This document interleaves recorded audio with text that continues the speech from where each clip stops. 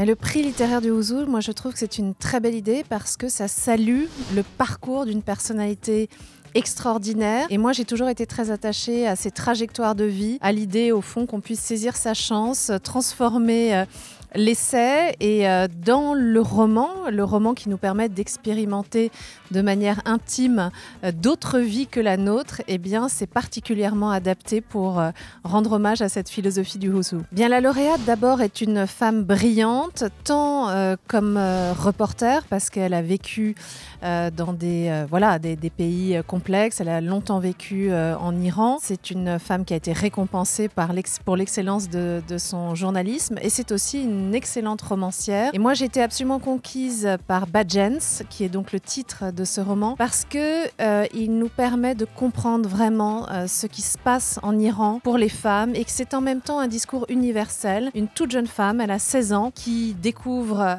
son corps en train de se transformer et qui tout d'un coup reçoit cet interdit de montrer son corps. Elle est obligée de se voiler, elle est obligée de se contraindre dans une société extrêmement répressive. Badjens raconte comment va naître la révolte et comment va naître le besoin de liberté et comment cette toute jeune femme, à peine sortie de l'enfance, grande adolescente, va finalement avoir un courage que peut-être peu d'entre nous seraient capables d'avoir. Le sous-titre de ce livre, c'est « Je ne suis pas de ces femmes qui pleurent, je suis de celles qui se vengent ».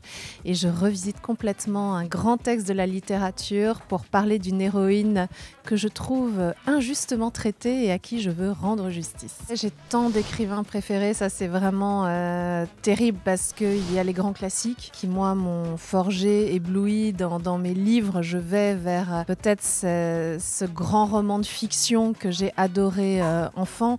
Donc ça va des grands romans du 19e, Zola, Maupassant, Victor Hugo qui a un souffle extraordinaire, Dumas, bien sûr Alexandre Dumas que j'aime particulièrement, à des gens récemment qui me bluffent. Moi je suis totalement bluffée par un Sylvain Tesson, je suis bluffée par des amies écrivaines qui ont un talent fou. La liste est trop grande pour se restreindre.